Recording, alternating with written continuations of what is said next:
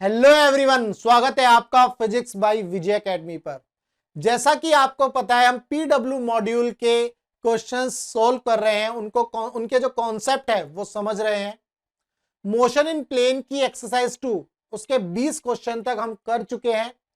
आज की इस वीडियो में क्वेश्चन नंबर 21, 22 एंड 23 मैं इस वीडियो में समझाऊंगा और इन क्वेश्चंस के कॉन्सेप्ट को मैं अच्छे से समझाऊंगा।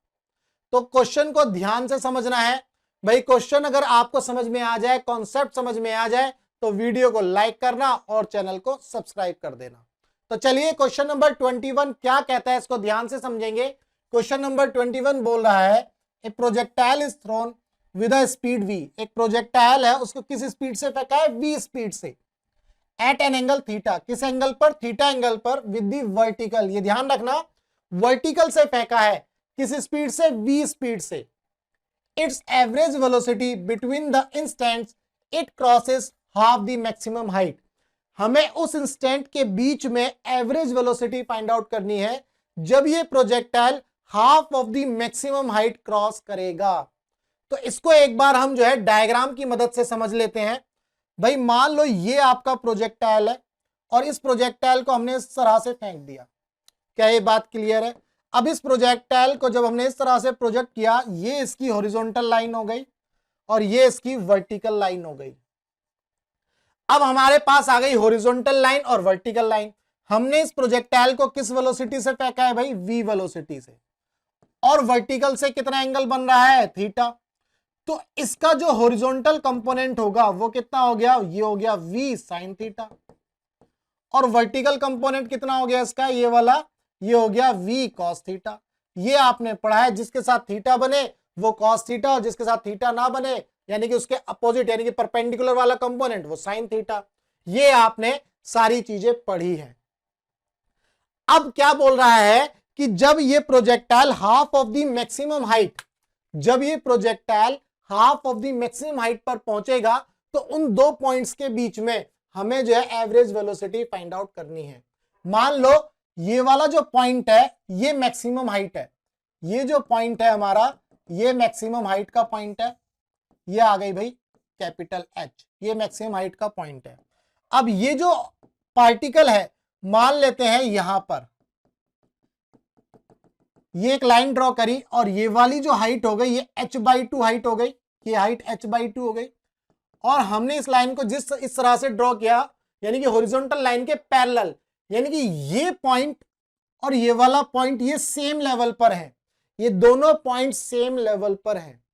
तो आपने प्रोजेक्टाइल मोशन के जब कॉन्सेप्ट समझे होंगे तो ये सीखा होगा कि जब हम एक लाइन सेम लेवल पर ड्रॉ करेंगे प्रोजेक्टाइल मोशन के अंदर या प्रोजेक्टाइल पाथ पर, तो इस पॉइंट पर जो वेलोसिटी आएगी v1 और इस पॉइंट पर जो वेलोसिटी आएगी v2, ये दोनों वेलोसिटी क्या होंगी? हमारी सेम होंगी।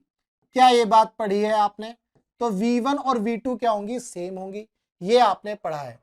अब ये जो वेलोसिटीज हैं, अब हम इनके क्या करेंगे? कंपोनेंट्स ब्रेक करेंगे। v1 का हॉरिजॉन्टल कंपोनेंट आपको मिलेगा क्या? v1h, और v1 का वर्टिकल कंपोनेंट मैं ले लेता हूं v1v।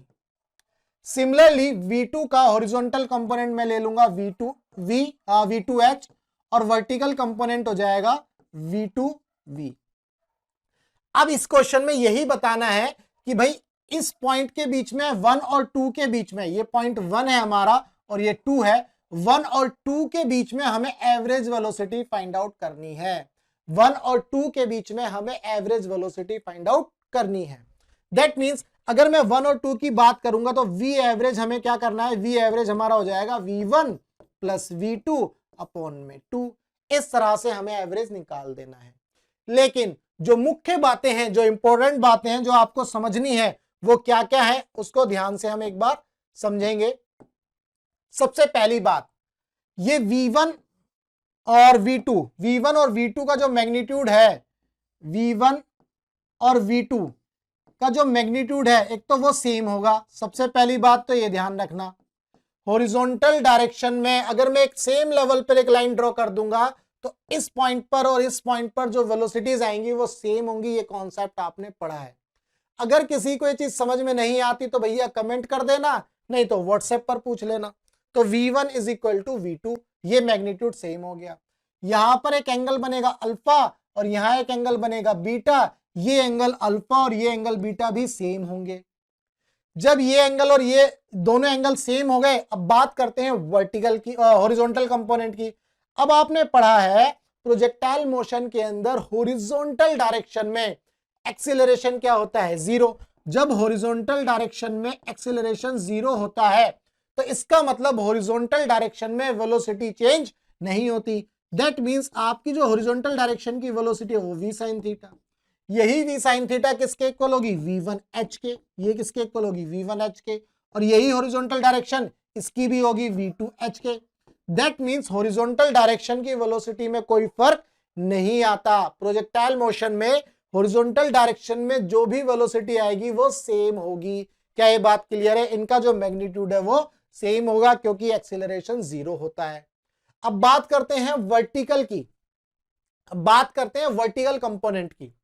अब आपको पता है कि भाई यहां देखो वर्टिकल कंपोनेंट है v cos थीटा, यहां पर वर्टिकल कंपोनेंट है v1v, यहां वर्टिकल कंपोनेंट है v2v।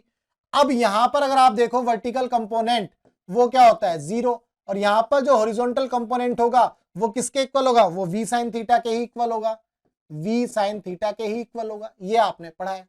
दैट मींस आपका जो वर्टिकल कंपोनेंट है, मान लो ये o है, ये a है और ये b है, तो जो वर्टिकल कंपोनेंट है o से a के बीच में क्या हो रहा है, डिक्रीज हो रहा है।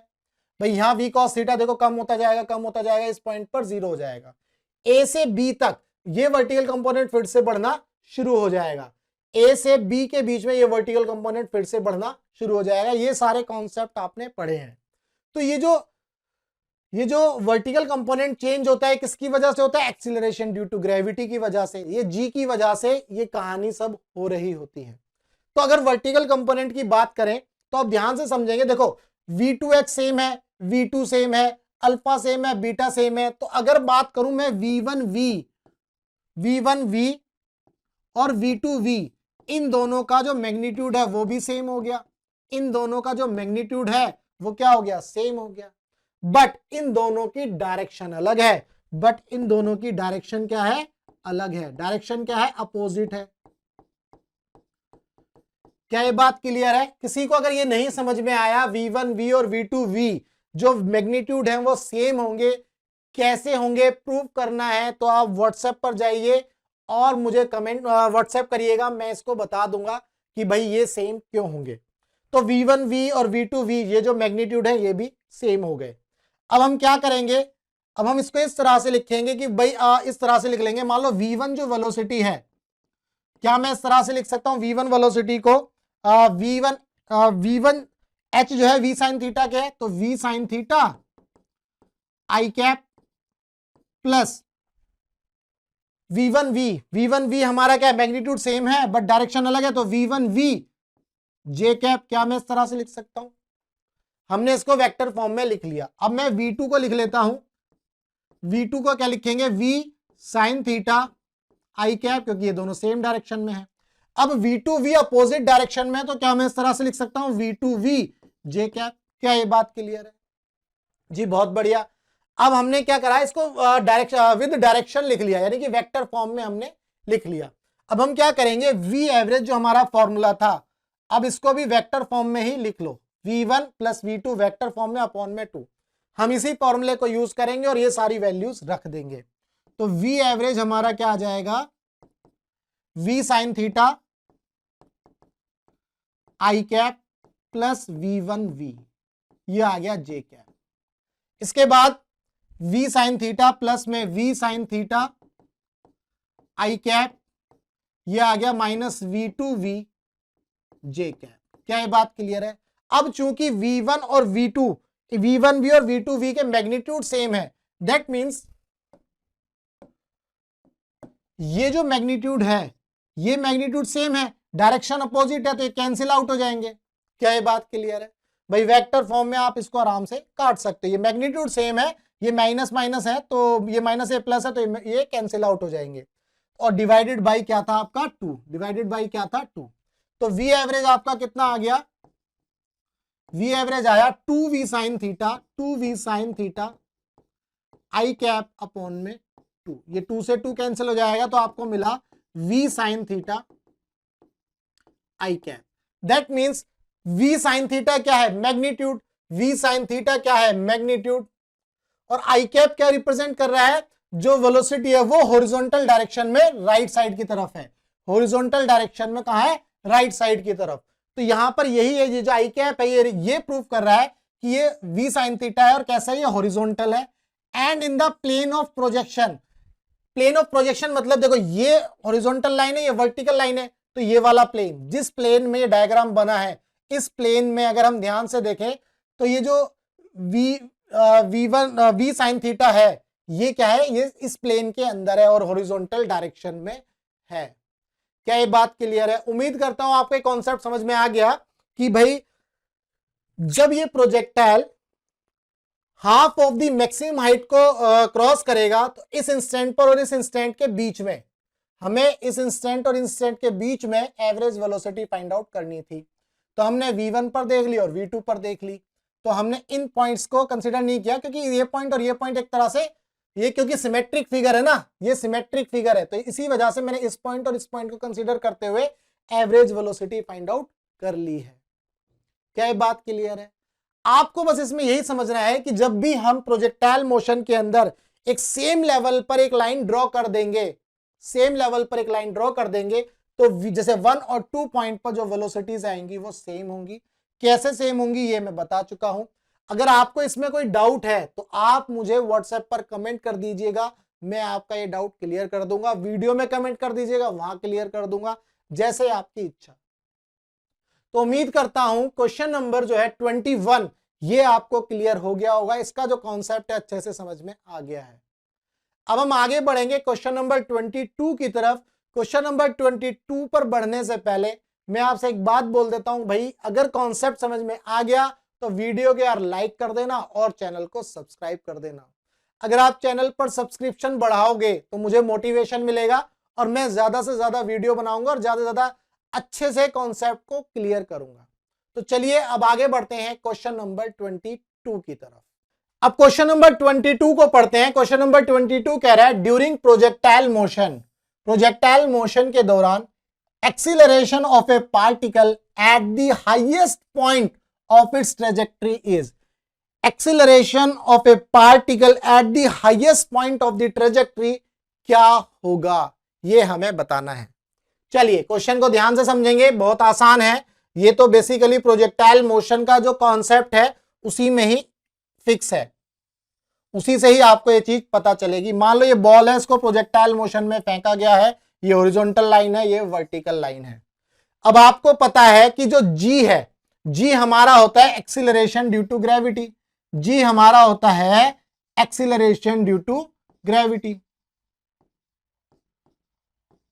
अब इसकी वैल्यू आपको पता है, इसकी वैल्यू क्या होती है? 9.8 मीटर पर सेकेंड स्क्वायर, ये इसकी वैल्यू होती है भाई, जी की वैल्यू है 9.8 मीटर पर सेकेंड स्क्वायर। अब इसकी अगर डायरेक्शन की बात करें तो इसकी जो डायरेक्शन होती है ऑलवेज डाउनवर्ड होती है। डायरेक्शन कैसी होती है? ऑलवेज डाउनवर्ड होती है। इसकी जो डायरेक्शन होती है ऑलवेज डाउनवर्ड होती है। दैट मीन्स आप किसी भी पॉइंट पर चले जाओ, आप प्रोजेक्टाइल के किसी भी पॉइंट पर चले जाओ, आपको डायरेक्शन इसकी जी, जो जी की डायरेक्शन मिलेगी वो आपको डाउनवर्ड ही मिलने वाली है। यहां भी जी डाउनवर्ड, किसी भी पॉइंट पर देखोगे तो जी की वैल्यू आपको डाउनवर्ड ही मिलेगी। चाहे मैक्सिमम पॉइंट पर चले जाओ वहां भी डाउनवर्ड मिलेगी। यहां पर मान लो आ गए, यहां भी डाउनवर्ड मिलेगी। यहां आ गए तो जी की वैल्यू हमेशा आपको क्या मिलेगी? डाउनवर्ड। मैग्नीट्यूड सेम होगा 9.8 मीटर पर सेकेंड स्क्वायर। तो इसका मतलब यहां पर ये आपको कंफ्यूजन क्रिएट करी गई है क्योंकि आपको पता है कि जो वेलोसिटी होती है मैक्सिमम पॉइंट पर 0 होती है। भाई आप लोग ऐसा सोचोगे कि इस पॉइंट पर यहां जो पॉइंट है ना मैक्सिमम पॉइंट पर आपको पता है जो वर्टिकल कंपोनेंट है वेलोसिटी का वो 0 होता है, वेलोसिटी का वर्टिकल कंपोनेंट 0 होता है, लेकिन वेलोसिटी का हॉरिजॉन्टल कंपोनेंट वो तो 0 नहीं होता, वेलोसिटी का हॉरिजॉन्टल कंपोनेंट वो 0 नहीं होता। तो आप ये सोचोगे कि यहां पर जो है जी की वैल्यू क्या हो जाएगी? 0 हो जाएगी, मेरे भाई ये चीज याद रखनी है कि जब भी ऑब्जेक्ट प्रोजेक्टाइल मोशन में आ जाती है, दैट मींस एक बार बॉल को फेंक दिया या ऑब्जेक्ट को फेंक दिया, ये फ्री फॉल में आ जाएगी। ये किस कंडीशन में आ जाएगी? फ्री फॉल कंडीशन में। और जब भी ऑब्जेक्ट फ्री फॉल कंडीशन में आ जाती है तो उसके ऊपर जो एक्सीलरेशन लगेगा वो जी के इक्वल होगा, और ये जीरो नहीं होगा, कांस्टेंट होगा, near to the surface of earth. अगर मैं यहां पर ये लाइन लिख देता हूं, यहां पर ये लिख देता हूं near to the surface of earth, तो जी की वैल्यू हमें मिल जाएगी, कांस्टेंट रहेगी, जी की वैल्यू जीरो नहीं होगी। तो ये ध्यान रखना है, ये जीरो नहीं होगी भैया। आपको क्वेश्चन में लिखा हुआ है ना कि जीरो तो नहीं होगी भैया, जीरो बिल्कुल भी नहीं होगी, लेस देन जी भी नहीं होगी, डिपेंड अपॉन ट्रेजेक्टरी ये भी नहीं होगी। जी की वैल्यू फिक्स होगी, कांस्टेंट होगी और हमेशा जी ही रहेगी। ये आपको इसमें समझना था। क्लियर है? ये कंफ्यूजन इसलिए क्रिएट करी गई है, आप माइंड में सोच सकते हो कि मैक्सिमम पॉइंट पर जो वेलोसिटी है वो जीरो हो जाती है वर्टिकल कंपोनेंट की, है ना। वर्टिकल कंपोनेंट जो है वेलोसिटी का वो जीरो जाता है, तो आप सोचोगे यार कहीं जी भी तो जीरो नहीं हो रहा, तो आपके माइंड में ये आएगा और आप जो है तुरंत जो है जी की वैल्यू जीरो करके आ जाओगे, तो जो है आपके नंबर कट जाएंगे। क्लियर है? तो यहां पर ये आपको समझना है, जी की वैल्यू जीरो नहीं होती। जैसे ही कोई भी ऑब्जेक्ट फ्री फॉल कंडीशन में आ जाएगी तो एक्सीलरेशन ड्यू टू ग्रेविटी की जो वैल्यू है, मतलब वहां पर acceleration due to gravity act करने लगता है, तो हमेशा एक्सीलरेशन आपका जी के इक्वल चलेगा। उम्मीद करता हूं आपको इस क्वेश्चन का जो कॉन्सेप्ट है समझ में आ गया होगा। वैसे तो ये बहुत छोटा कॉन्सेप्ट था, बट फिर भी मैंने कोशिश करी है इसको ज्यादा एक्सप्लेन करने की, ताकि आपको ये सारी चीजें समझ में आ जाए। तो चलिए अब आगे बढ़ते हैं क्वेश्चन नंबर 23 की तरफ। क्वेश्चन नंबर 23 क्या कहता है? The maximum range of a projectile is 22 metre.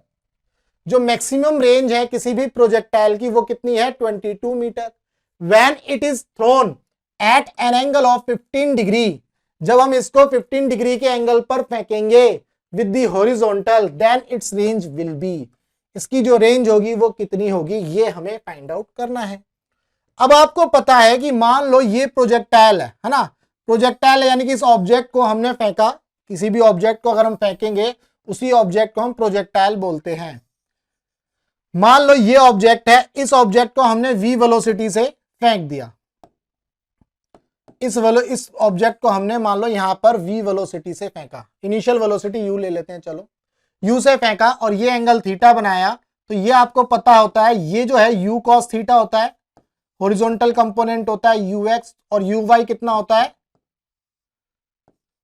uy आपका होता है u sin थीटा। ठीक है भाई, u cos थीटा और u sin थीटा, ये हॉरिजॉन्टल कंपोनेंट और वर्टिकल कंपोनेंट होते हैं। अब आपको यह भी पता है कि जब प्रोजेक्टाइल मान लो O से A, इस पॉइंट को A ले लेते हैं जो मैक्सिमम पॉइंट होगा, ये आपका B पॉइंट है, तो O से B तक जो डिस्टेंस ट्रेवल करेगा इसी को आप रेंज बोलते हो, इसी को आप रेंज बोलते हो।